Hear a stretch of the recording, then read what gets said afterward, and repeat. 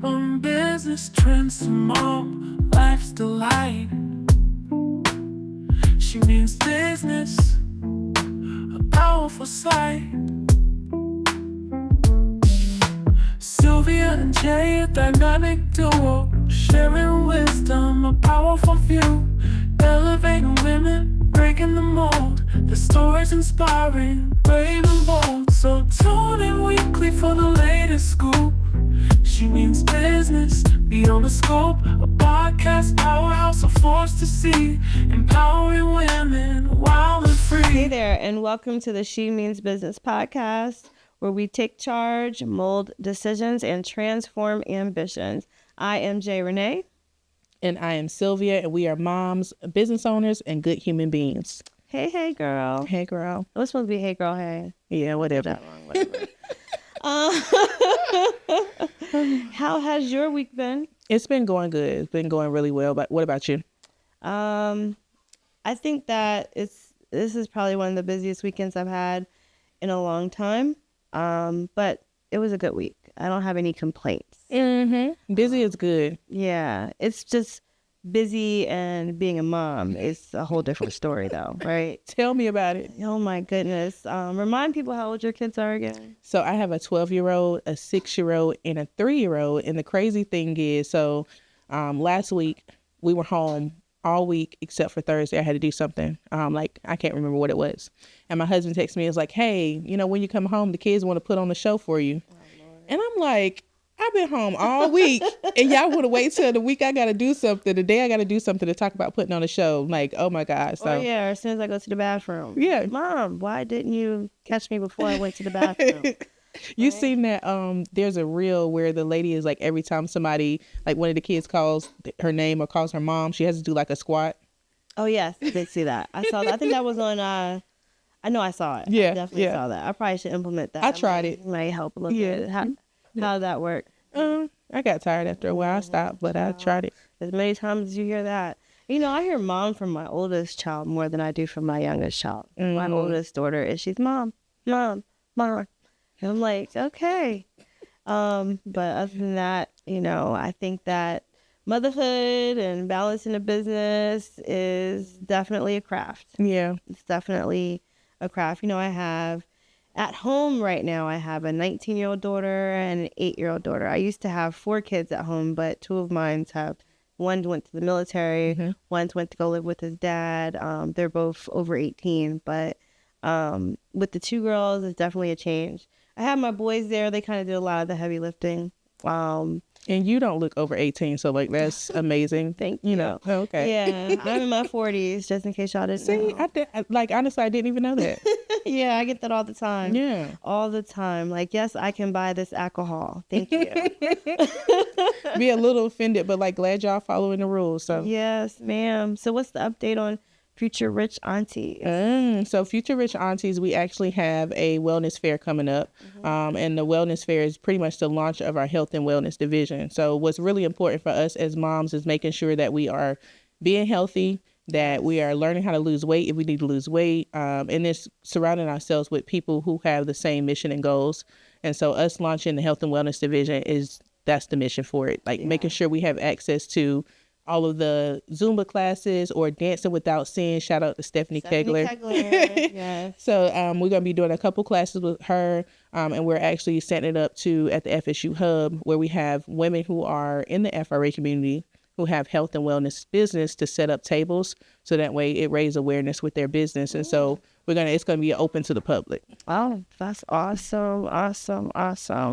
So before we go any further, we do know the FRA summit this year is going to take place at this location. Yes. Mm-hmm. And so today we are live from Blissful Alchemist, which is on 414 Ray Avenue. That's mm-hmm. downtown Fayetteville. Make sure you check them out. This place has every beauty vendor that you can think of in here. So, and last time I was here, I called it a mediation room. I looked back and I was like, I cannot believe I said that. It is a meditation room, guys. Not mediation. Okay. Yeah, I don't know what I was thinking. Like, oh my gosh, my mind was in court. Your mind didn't register the T in there. It's like, okay, girl. Yeah, I was just, sometimes my mouth talks a little bit faster than my brain. So, but yes, there's, make sure you check them out. They are, again, that's at 414 Ray Avenue, and that's in Fayetteville, North Carolina. So yeah. Yeah, I would say too. Be here. With Blissful Alchemist, like, what is your favorite part? Have you saw the salt cave? Like, have you sat in there yet? No, but I've seen it. Okay. It's definitely on my bucket list. Okay. I just like the whole vibe, the whole feel of it, the different colors, the welcoming environment. I think it's just awesome. And today, Brittany Campbell, who's the owner, she actually put on my lashes before the show. So it's just a pretty welcoming space. And I think it's a cool idea that they all have their own little areas in here to show off what they do. I would say one of the coolest things about this building too is it used to be the old unemployment office. So like, yes, like years and years ago, like this is where people came to get a job or, you know, job placement and stuff. So if you know where the unemployment office is, that's where we are. That's pretty good history. That's really good history. So of course I didn't know that. That is awesome. So anything else about the Future Rich Aunties? Remind them of what day it is, the actual summit, the breakdown, you know, because I'm really excited about it. So so this year we are actually doing the FRA Business Summit, like you said, here at Blissful Alchemist, 414 Ray Avenue, but we also have another location. So last year was 3 days, and after hearing everybody's feedback, we was like, okay, that we was doing a little bit too much. And so this year we're doing 2 days, and so the first night is April 11th is a meet and greet. It's going to take place at Exuberant Wellness and Acne Clinic, which is located like by Cape Fear Valley Hospital. Okay. I can't think of his Boone Trail. Is the name of the street that it's on.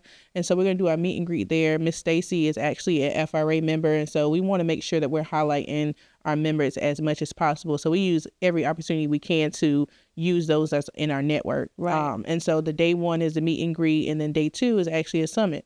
Okay. And so with the summit, we have a panel. We bringing in a representative from NC State who works in the procurement department. We have someone from NC Works. We have someone from NC Grow. So the whole goal, again, was to create this full circle moment to show you how important it is to build relationships.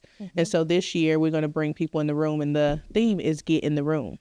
So as long as you get in the room, you can build some pretty valuable relationships. I like that. Get in the room. Yeah. Yes. Amazing. So if I want to become a member of the Future Rich Aunties, how do I do that? Okay, so what we did this year is slightly different from what we did previous year. So this year we cut back. We don't have VIP tickets anymore because we want everybody to feel important. And so we have our tickets set up to where if you buy a general admission ticket, that buys your ticket into the annual membership. Okay. Right. Okay. Yeah. Oh, okay. So That's yeah, cool. when you get your ticket, and those who are already members are getting a discount code, so they'll be able to get their tickets at a discount code and renew their membership at the same time. Okay. Sounds good.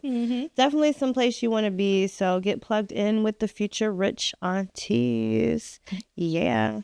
So I want to talk a little bit about the Creative Campus. We know the Creative Campus is coming up. The classes start in March. They will also be here at Blissful Alchemist. So we're doing anything in these classes from learning marketing to video and video creation, content creation, storytelling. And we're also getting into the mental health portion of it. I'm always going to be an advocate for mental health because I think it's so important, especially when you are balancing, your work, children, all of that. It can become very overwhelming. So just understanding yourself, setting boundaries, self-awareness is basically what the mental health portion of it will be about. And I think we all need that. Even if you're not a business owner, if you're an aspiring entrepreneur, the Creative Campus is open for you to learn a lot of different things and to be in the room with other people who have the same interests as you. These are subject matter experts. So these are not just people that we just, Googled and found online. These are people that I've had experience with, and they're going to tell you the real deal. But mental health is always going to be important to me. There's a lot of things that I've learned about myself over the past year and years. And one of those is like compassion. Yeah. Compassion is something that I have had to wean myself into understanding more. I've always been very like straight to the point, blunt, whatever. And the older I get, the more I understand, okay, everybody's different. People are in different headspaces. So I have to be understanding of that. Because I know like in a couple episodes back, we had talked about how, a person can upset me and it shows me their true colors and I immediately just, cut them off. Right? Now I'm learning that, okay, I need to communicate a little bit about this more. I need to be a little bit more compassionate. I need to understand why they may respond that way. It doesn't mean that I'm going to pick up burdens or, or change my energy, but I do need to learn that. That's something that took me a minute. Yeah, it's baby. Really nurturing relationships. You have to nurture relationships. I think that within our culture, we were taught to like just cut people off. We don't owe them an explanation. We don't have to explain ourselves. And I think, how do you give someone the opportunity to become a better person if they don't know what they did to insult you or to hurt you? That's true. And, but sometimes it does result in you having to get your own closure. Yeah. So it's really, really being able to identify like the compassion. I would say for me, I didn't learn compassion until I left for the military and I had to be by myself, and then going through an incident like where I had a friend commit suicide and like being able to really understand that people are not really talking about things that's going on within them, and you have to be careful with other people's feelings. Yeah. And there's layers to everyone. Yeah. So you may be seeing one side of them and then they go home and they're dealing with something totally different. That's why it's always important to like be nice to people. A lot of people think that I'm mean. Definitely not a mean person. I'm just always thinking. So sometimes my face looks like the resting bee face. And it's really... Look, now that we talk about kids, you just reminded me. So I'm dropping my daughter off at school and I'm like, Malia, why are you looking like that? And she's like, what? It's just my resting face. What? Resting face at 12? I said, what? You'd be surprised what these kids know at this age. But her resting face caused her to miss the pickup line. And I'm like, girl, if you don't get out my car talking about resting face. So I just had to, because you brought me some flashbacks. I had to like, because I'm like, girl, Yeah. So yeah. Yeah. See, that's just probably just the way she was looking. Yeah, but. And so when it comes to me, I've been trying to walk around a little bit more of a smile, because I don't want people to think, oh, she's just a mean person. I'm definitely not mean. I'm just always thinking like the creative mind is like ridiculous. Like there's so many things. Like I feel like every single day I have a list of projects and I have to prioritize them. And I have to talk to a lot of people. So sometimes, that can be overwhelming. That's why it's very important to nourish your mental health and to learn different people and to learn compassion. Because now I'm asking people to have compassion for me, right? Have compassion for me. Pictures don't take 3 hours. You understand that I've got a list of things to do. And I want you to understand how I'm feeling. So now I got to understand how other people are feeling. Because in the past, I'm telling you, all it took was for you to just make me upset 1 or 2 times. And I would just block you. And I'm one of those people, I don't like hold on to it. I don't even want to see what you're doing. I don't want you to see what I'm doing. You have a filter on your head for that? Yes, I do. I get rid of them for real. I block them on social media. I block them from my phone. Our relationship is over. If you want to find me or contact me, you're going to have to do some work. So how do you deal with like your social battery dying? If you're at like a social networking event and like, it's probably been like 2 or 3 hours and your social battery is like, you check out? I leave. My social battery, when it is on E, I leave. I leave because I already know I start to get overwhelmed. Now, if I'm somewhere with Joey, I'll let Joey take over. Like, okay, you going to handle the next couple conversations because like I can't do it no more. Yeah. What about you? Yeah, I'll tell like probably the person where my social battery is like depleted, like, okay, my social battery is done and I'll see you all later. Like I can't do this anymore. I can't force myself because then now you're really going to think I'm mean and I'm not. So yeah, that's what I do. So moving into our trending topic. Yes. Who's gonna start, me or you? We gonna talk. I know we talk about. So I think the really big conversation is just like the whole Kendrick Lamar. Everybody was wondering whether or not he was going to actually perform Not Like Us, and he performed it. And Oh no, you really gonna do it? yeah, and it went really well.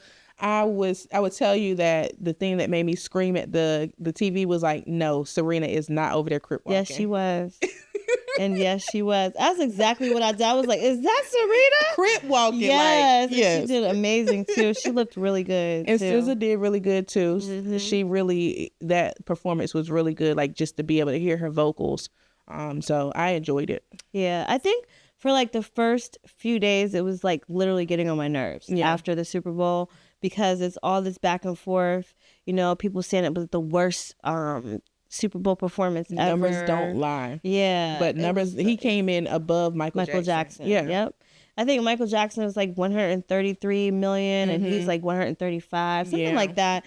But, you know, it was just, I was very frustrated seeing all the people saying that they didn't like it, that it was the worst show ever.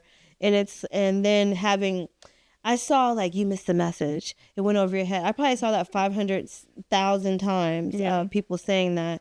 But I mean, I do think a lot of people miss the message. Yeah, I think so too. Even to the point where like, even with the marketing campaigns, and they looked at how Kanye West used his phone to make his little clip, and he sold a lot of stuff. I think it was like in the millions. Yeah, did you know what it was though? No, tell me. You want to know what he was selling? Yeah. It was Nazi shirts. What? Yes. It was actually taken. He was actually blocked from Twitter because of it. So X. You know? Yeah. So yeah, Kanye. What? I didn't know that. I didn't know what he was selling. I know he bought a commercial, and I know that whatever he was selling did really well. And the point of me bringing that up is, it don't take a whole lot. And I think we overcomplicate business sometimes instead of keeping it simple. And then we end up not moving or procrastinating on something because we feel like we need all these extravagant things. Yeah. It's just like, just show up where you are. Just do that. Yeah. So I think that there was a lot of symbolism in the performance, and it would go over some folks' head. Now, unpopular opinion, it was very hard to understand what Kendrick was saying. Okay, so if you are not a Kendrick fan and you don't listen to Kendrick Lamar's music, I can understand why, you know, I don't want to say older, but an older person might hear it and be like, "What?" I didn't hear nothing he said until he performed Not Like Us. Like, I think that it was a gradual performance to where, okay, you had to be a true Kendrick fan and know these songs in order to like kind of feel it, right? And then he actually introduced some new music too. So, see, I didn't even know. But if you go back to look at it now, so if you go back to look at the halftime show now, you will understand the words. It was a sound issue. Okay. It definitely wasn't him. It was definitely a sound issue. And I think Apple or one of them have optimized it so you can actually hear the words. But if you haven't had the chance, like, look at it. I've looked at it a couple times. I really thought it was really cool when Samuel L. Jackson came out and he was like, too loud, too ghetto. Oh. Like, you know, that is basically something that we've heard all the time. So we can go to a restaurant and we can be at a table and we can be having a great time and laughing and joking, and it's disruptive. So that was like that big controversy at the time. It was a restaurant in Texas called the Turkey Leg Hut. And they had, I believe they had like a whole bunch of like black people coming in and like whatever. And after that happened, they put out a dress code telling them what they could wear. And it was just, it caused a lot of uproar in the black community just because it's like, okay, well, you're a black owned business and now you're basically trying to put us in a box to say, okay, if we want to come to your restaurant, we have to look a certain way. We have to feel a certain way. And I think that even with the whole DEI thing, like, it's really boxing people in. And so that business didn't last long. Like, I think they ended up getting shut down. It was some other stuff why they got shut down, but that was a part of their demise. Part of it. Yeah. So funny with DEI is that there's a lot of people who spoke about the Super Bowl not having enough diversity, right? But when it comes to DEI, that's not a one-sided thing. Right? So we want there to be no DEI, yet we want there to be diversity in a hip hop performance. You can't have it both ways. Pick a side. Yeah, I kind of struggle with the whole, just because of the history of us merging and wanting to be created equal. I kind of struggle with the equality thing because I think that a lot of opportunities in life are going to be based off of who you know and how well you perform and how well you conduct business. And so I think the DAI thing is trying to make Black people inclusive or make us inclusive, but also it's kind of like boxing us in to say we got to perform a certain really way. Deserve this, but you're Black. I'm gonna give it to you.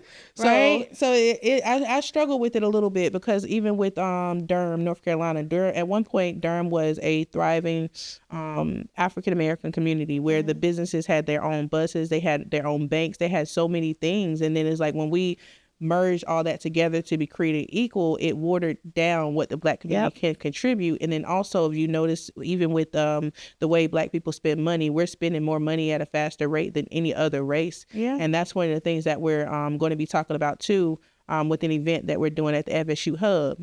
Just being able to bring these disparities and these conversations up so that way people are aware of them, but also know you don't have to conform to anybody to fit into their box. Yeah.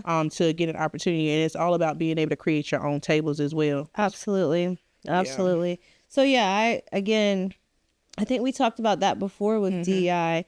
It's a double-edged sword. Yeah. It's a double-edged sword. So again, I don't want to be the token Black girl in your business because you haven't met your numbers to qualify for whatever you need to meet. You need 3 Black people in this department, so you just right. Hire. And you know what? I don't want that. Is that a lot of people don't realize in corporate they have insurance, and you learn this when you take your business classes and a lot of things, but they have insurance that covers them for turnovers or covers them if somebody takes out of work. And so it's just like you're just really another number in these corporations. And so it's really about going into businesses, enjoying what you do, have fun, but don't take it so serious all the time because people can cut you. I've seen this girl literally, we were at work one week, the next week they were saying she died in her sleep. And they left her desk empty for 3 days. Oh. And then after that, it was like, okay, we have to fill this position. We have to fill this position. Yeah. It's that but quick. You know what? They also got paid out for her death. You know, the company did. And people don't think about that from a perspective of how businesses ran. And so just going into and thinking of all aspects and, again, creating your own tables if you have to. Yeah, absolutely. Yeah. So I think that, going back to the Super Bowl performance, there was a lot going on there. And we got to see a lot of people's opinions because let's be real, like, I don't feel like people just didn't like it just because. I think that it was something that, a lot of America is not ready to see yet. But we've been trying to show that for quite some time. So I think it was amazing. I think that if you go in TikTok right now, every other video is someone emulating the Kendrick Lamar performance. So shout out to bell him. bottoms, yeah. Right? Oh my God. So that's the one part I didn't get. Like Kendrick, what's going on with the bell bottoms? They like some LEI. You remember back in the days where LEI pants? So I didn't get that part of it. But hey, different strokes, different folks. I think the biggest thing for him was, although he didn't get paid for his performance, he was able to get paid through endorsements and percentages of those pants that he wore. Oh, really? Yeah. Okay. So basically, a lot of times that's in business. Like, look at how you can leverage and not reinvent the wheel. So although he didn't get paid off his performance, he was able to partner with certain companies and wear their products and make money that way. Oh, okay. So he didn't put a cap on himself. Like, whereas the NFL could have said, okay, we'll pay you $3 million for this performance. Whereas he can wear those jeans and he can make $13 million, Yep, So, absolutely. Yeah, that's smart. And then, Jay-Z's charges his case was dropped. So I didn't know that. All that stuff that they were talking about with him, all that, he was able to kind of prove them wrong. Yeah. There was a lot of loopholes in the girl's story. Of course, we don't know the real truth, but just bringing that information to you that those charges are no longer valid. Right, because we brought that up on like our first or second episode. And so I was hoping that, things would work out. And I think it was one of those things where the attorney wanted to kind of, I'm going to say, bend his finger back to and, make him conform. He's suing him I think it's I know for Pain and Suffering. No, okay. And I Yeah, think because I can imagine what it did to Blue. yeah, and it yeah. was around the same time that her Movie was coming out. Yes, so they didn't really get to enjoy that experience Wow. because all the tabloids are talking about is, oh, your dad and your mom are this and blah blah blah. So yeah, and he did it in California, and California takes that stuff really seriously. So I'm interested to see how that turns out with that lawyer. Yeah. But I'm gonna keep talking. And you know, Cowboy Carter, the pre-sale for those tickets. She want a lung, a kidney, your legs, and don't pay your rent. Just don't pay your rent. If you want to go, you just don't pay your rent. Just pull it out your 401k. Right. And you know, they have this dynamic pricing now. So like when you go in to get the tickets, you may have it in your cart for $200, but by the time you go and you get to the end, you upwards of $1,000. Some people had to buy tickets in cities like where they have to catch a plane because the tickets were sold out in their area. People are going to other countries just to go to this concert. That is insane. That is insane. Hey, that's a level of branding and marketing that like it's almost like you got to just study the craft to see, okay, how is she doing this? How is she making people like skip out on paying their bills to like go to these concerts? I think it's like a lot of it has to do, okay, she's an excellent performer. She's been around forever. And then a lot of it has to do with the suspense. I think that people don't know. You don't know what's going on in Beyonce's life. You can only guess. But I think that she was able to gain that perspective from Oprah. I remember an interview she did with Oprah, and Oprah was like, basically keep your business private, and ever since then, like she keeps her business private. True. Yeah, that is very true. I remember that was a big interview. We know Stedman is Oprah man, but we don't know nothing else. You know what I'm saying? So we have no idea what Oprah be doing. And that's, you know, that I think that as a fan, of course, you know, you'd want to know more. I'm not the biggest Beyonce fan. Nothing against Beyonce. I think she's beautiful. I think she's a great entertainer. Yeah. But as a fan, I do want to know a little bit more. She ain't no Cardi B. You know, Cardi B and Offset have a full-fledged argument over X and Instagram. So I'm not saying go that far, but it would be nice to know a little bit more about her. I think that like even how she's struggling with motherhood and her kids. Yeah. Like, you know, as far as like, you know, whatever is going on with the kids, like just being able to see how she works through that. Of course, I know she probably has top of the line help to get her through that, but being human enough to say, okay, I'm experiencing this, and I know my fans are too. That probably would make her more human. I would love to see that. I think it's really cool how she does like those little documentaries after she does tours and stuff. But I really would love to see like more interaction with her kids and learn more about how she balances her life and work and the kids. I think that would be something really cool. So if you're listening, Beyonce, girl, we want to know. And so there's a trending sound with her. I don't know. It's like on all the platforms, but it's pretty much, she was like, you know, sometimes I forget that I'm human and that I need or that people need a break. And so she was like, she'll just work.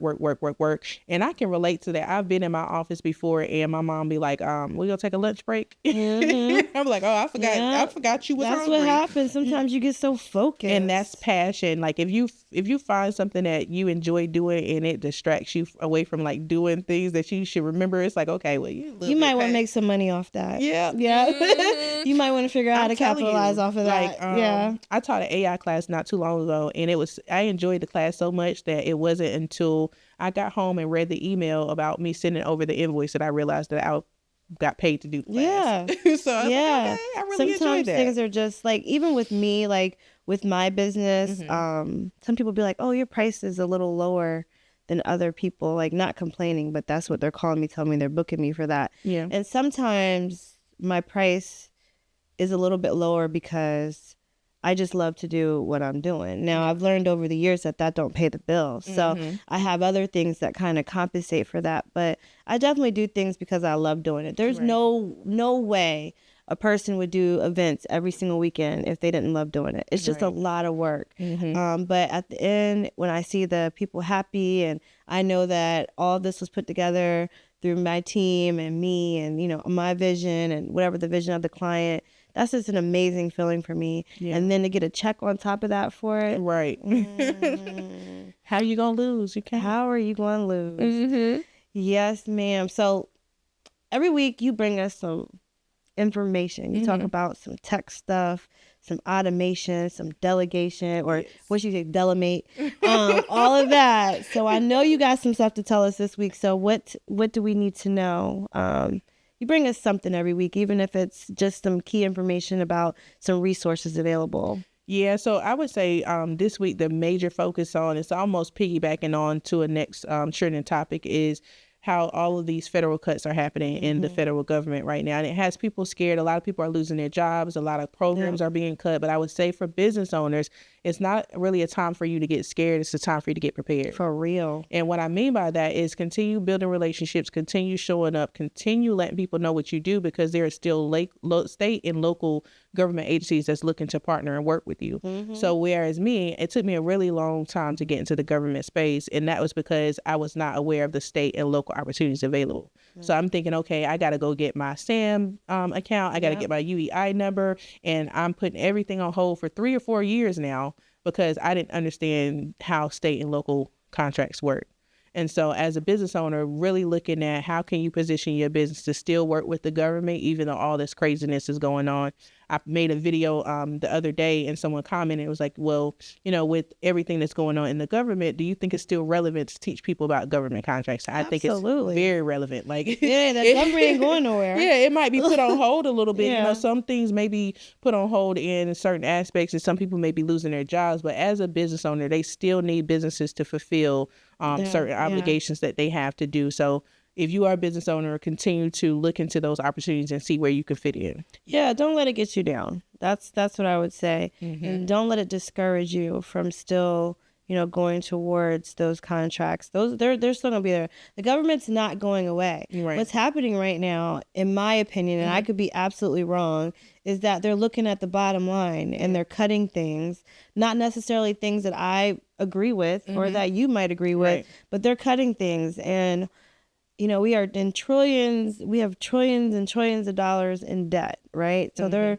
to me, whatever way they decide they want to do it, we're not going to agree. We're just not going to. You can't make everybody happy. And I think that's one thing that to realize, even in business and life, you can't make everybody happy, but it's unfortunate that so many people are affected by this. I don't think people consider the domino effect of what's happening. I don't think people really did the proper research to say, okay, these are the kind of programs that are going to happen. This is what it's going to affect. And what really hit me is I'm laughing and joking on the phone, just talking about, everything that's happening. And I have a friend who works in the government space. And during this time, I believe it was 2017, 2018, she was just telling me how when the new president came in that time, and I believe it was Trump, I can't remember exactly, but how she lost her job. Yeah. And so then it was like, okay, girl, back to reality. You got people that you can touch that's being affected by it as well. And so just thinking about that, but figuring out how you can continue to move forward even with the uncertainty that's happening in the world is going to be key to sustain yourself.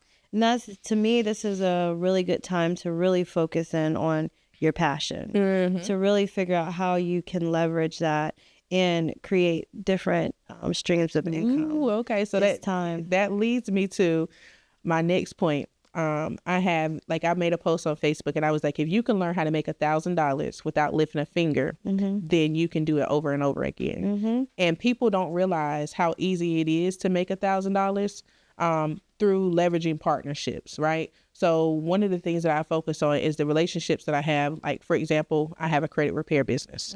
So what's important for me with my credit repair business is making sure that I have a partnership with a company that's going to provide my clients credit monitoring services. So not only am I getting paid for the credit repair services, I'm also getting paid for the credit monitoring services. Yeah. So already leveraging the relationships that you have within your business to create what I call drip money. And that's money that you make in your sleep. Yep. When you ain't got to lift a finger. Yeah. So looking into, how you can partner and build those affiliate links is going to be a way for you to leverage your business as well. Yeah.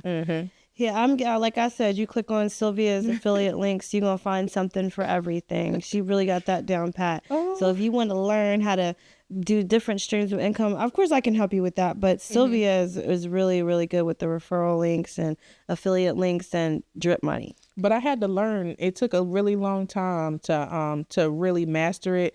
because honestly, you don't have anybody that's going to say, hey, come sit down. I'm going to tell you how to do this, right? Yeah. You have people, you see other people doing it, and you see the social media videos and the reels of, oh, I made $10,000, affiliate marketing, but nobody's really telling you that it's going to be slow when it first happens. But again, if you can figure out how to consistently make $1,000, you can consistently keep on doing that same thing. It's a rinse and repeat. Yep. Also this week, we want to acknowledge our sponsor, which is the Fayetteville Marksmen.